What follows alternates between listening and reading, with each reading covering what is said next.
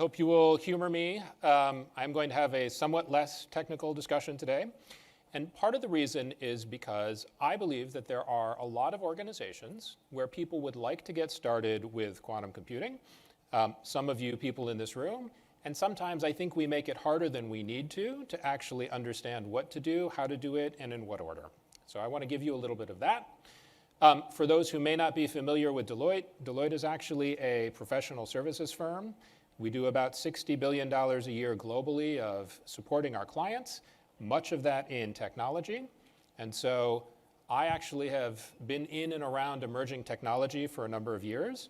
Some of the things that I'm telling you here today come from some of the lessons I've learned by spending a number of years trying to help organizations adopt emerging technologies. Actually, let me actually start somewhat differently than educating yourself. Obviously, this is important. Well, let me start here. So educating yourself is clearly important. If you're thinking about trying to get into quantum computing or helping your organization figure out what choices are helpful and useful and important, one of the things to know is where to start. And one of the things that we counsel people to do is actually think about how it is that you're going to actually get from here to there. So how do you know what is actually possible? How do you know where to go look in your organization? How do you know who's actually got good answers and good opinions and good perspectives? Although it might seem easy to some of us, it actually turns out to be a remarkably difficult problem in general. And that's because there's a ton of information out there, and it tends to be very technical. So one of the things I advise people to do is actually try to figure out where might we go and look, what are the classes of use cases and other things that we might look for when we're thinking about quantum computers in the future. Why that? Well, if I hand you, if I hand my grandmother a new cell phone, as I had the privilege of doing a few weeks ago, I do not start by explaining to her how transistors work and trying to help her reason up to how she can turn on her phone from basic use cases. And yet, sometimes when we're in the emerging technology space or quantum computing, I hear everybody start with, let's talk about the physics, right? Let's talk about superposition and other things. And it's been my experience, having watched people over the past decades, that most humans do not get to what I can use this for, starting with how the mechanics of the thing works at the most basic level. So my advice to you is instead meet people where they are. If you're working with business leaders or other leaders in your organization, think about saying, do we have optimization problems where solving this problem faster might materially help us? Do we have machine learning problems where being able to get better answers and training faster might be interesting? Do we have chemical and material science problems where being able to do a better job or do it more quickly might have an advantage to us? And if you think about those kinds of classes of use cases, most leaders and most organizations can say, yes, we have a few of those. And it's often important to start there because then you can say, well, what would be the characteristics of better, right? What matters in that use case? Sometimes it doesn't matter how long it takes to do things because you only do them once and you don't really care, and sometimes you don't. From there, part of the whole process of getting started is making sure you've got the right people behind you. And what I would tell you is, for those who may not know, what we've been finding for ourselves is that the training process for people who are not familiar with quantum can be a year or two. And you can actually successfully train people who are passionate and curious, most of whom it seems to be need some level of familiarity and comfort with math, but you can actually retrain data scientists and others in about a year or two. It helps a great deal if you have somebody who really knows what they're doing, mentoring them along the way. And you can always, in this ecosystem, I think as everybody's aware of, work with partner organizations. Whether they're professional services firms or startups or others, there's a lot of experience. And so a lot of these things you don't actually have to start by yourself. You can start by getting help. And some of this is thinking about how do we know where to look in our organization? How do we know what types of problems we can tackle, what matters, and then how do we get smart about how we get started? I talked a little bit about use cases and prioritizing where to look. So when people have decided we're going to go on this journey, the next thing you do is you say, okay, what kinds of problems could we actually tackle? It's interesting because part of what sometimes happens in this journey is people will say, well, I read in a magazine these quantum computers aren't going to be ready for another 5 or 10 or however many years the person thinks. Why should we start today? By the way, this is a valid question from a business perspective.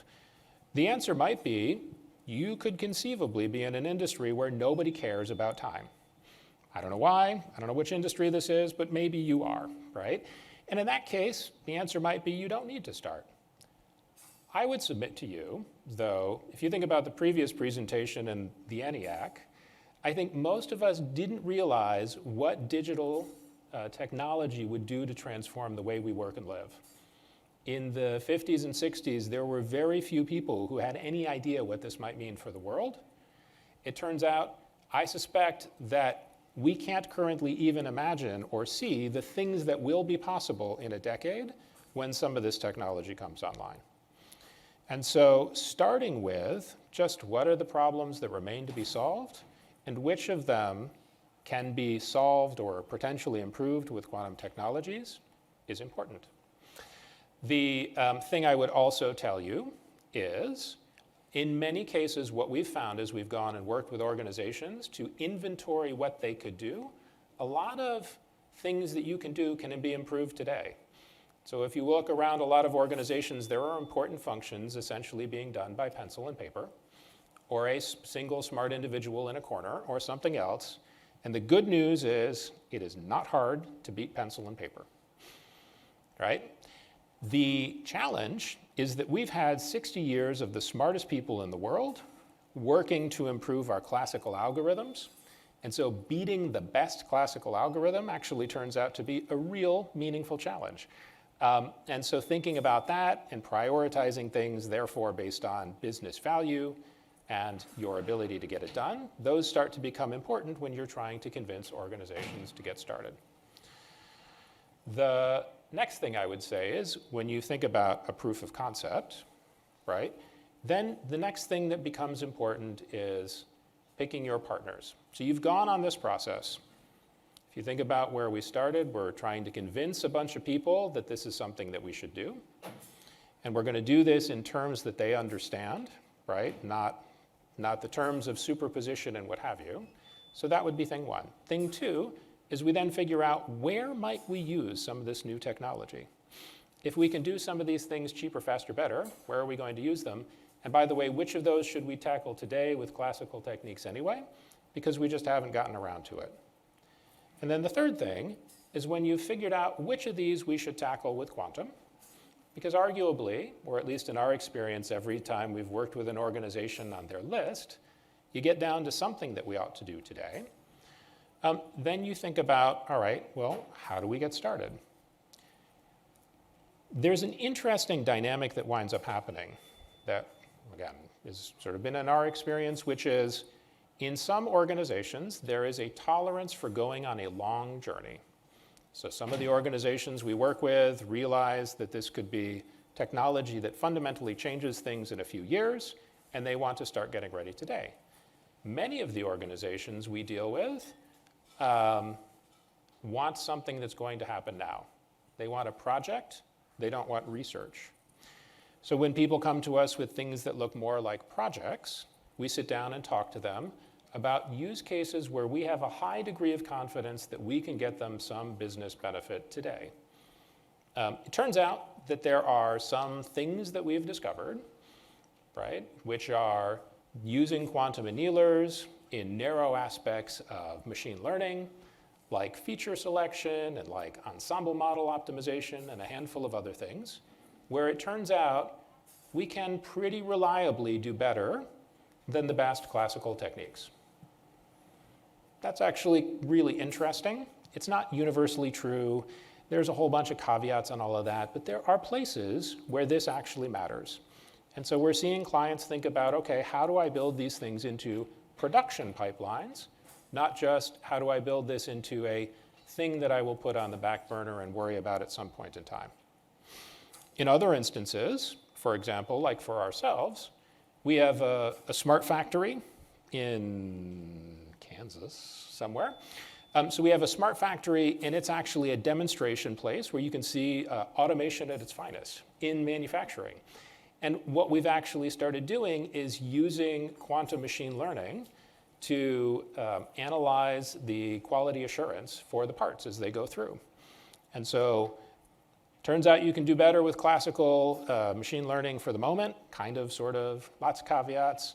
But what we've done is we've started building a dashboard and a process so that we can actually monitor things, so that we actually have a better idea as the quantum capabilities rise over time. When's going to be that point where sort of the quality of our quantum algorithms catches up with classical, or maybe gets better, because that's a useful point in time for us to know and monitor.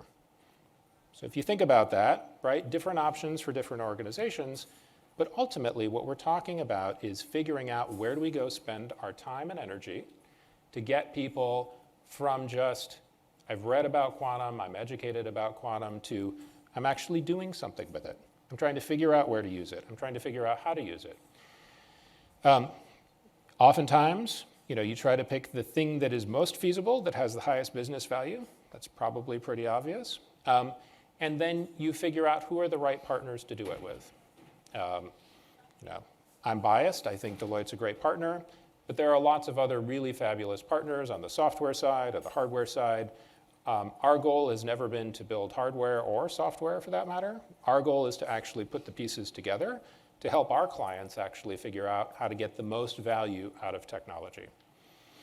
Then, once you've done that, the trick that sometimes people often forget is when you get done with a proof of concept, you actually have to remember to go tell people about it. And so I've found time and time again, people like to do things, they are tremendously successful, everybody celebrates internally inside the team, and we forget to actually go tell the people who paid for this what a big deal it was, how important it was, to contextualize success for them so that they actually know what and when and why and how and so forth. And so I would say to you, there's sort of a process. If you think about getting started, I told you get smart, right? Once you've gotten smart, figure out where you could do things in your organization. Once you know that, figure out what are the most important things and who you want to do them with. And after you've been successful with one, and you've told everybody all about it and celebrated that success, that's often what helps you get permission to go do the second, and the third, and the fourth, and the fifth. And so this is a little bit of the process that I thought would be helpful to share with all of you. It's something that we do on a regular basis. And it turns out to be really useful and helpful when you're trying to introduce new things, particularly to large organizations. Okay, so sort of the theme is, in a lot of organizations, probably right now is the time to get started with quantum computing. It's, if for no other reason than it's a journey. And there is a first step in every journey. If you're we actually also get to talk to people about quantum security, and our message to them is, know what the size of your problem is, right? That's the right first step today. I think in the quantum computing space, the first step today, probably for most of you in the room, is figuring out where are the places of material business value that we could actually use some of this stuff. If you're curious, we will be doing a webcast with AWS. You can sort of use the QR code and send us a note. And I will also say that if you're curious, we have ongoing things that we put out into the world, publications and other things. Always happy to tell you about what we think, what we're seeing, and answer any questions. So with that, are there any questions? Any questions? I will prime the pump. So when you mentioned working with, you're sort of agnostic to hardware companies and software companies, on some of these engagements you do with customers, do you put together like a partnership of like hardware company? Could you say anything about that? Sure. So the classic answer when you're a consultant is it depends.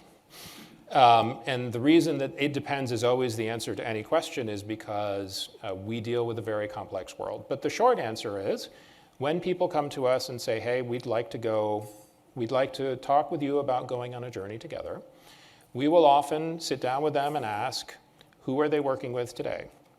If people are already working with IBM or Amazon or Google or Azure or others, it's often easier to start there, right? In terms of thinking about how do you assemble a group of people to actually work together. When we look at use cases, then it's sometimes easier to figure out what are the right pieces of software or the right solutions that we can go look at that are helpful in terms of the next steps.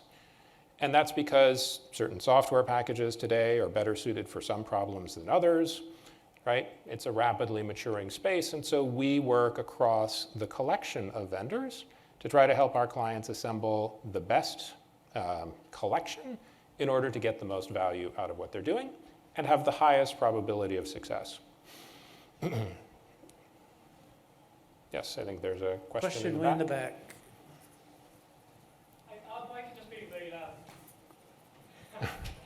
I think you might need the mic for the recording. Thank you. Very curious what sort of, if you're seeing any asks from your clients about quantum security, when it comes to encryption or for long distance, sending data securely over long distances. So I think there were actually two questions there, right? One was, are we getting questions about quantum risk and quantum security or security in the face of quantum computers? The answer to that question is absolutely yes. There's increasing motivation in the market to know about it. There's increasing pressure from regulators and others to actually do something about it. And so that, I suspect that is going to continue. One piece of that is actually security of data in motion, sometimes data in long motion, sometimes data in short motion. And it has a whole bunch of other things. We still have to fix encryption of data at rest. We have to address the problems of digital signatures. There's a whole slew of things that most organizations have to tackle in order to become quantum safe as the future moves on. And that turns out to be a really fiendishly difficult problem on its own, but for a different group of people.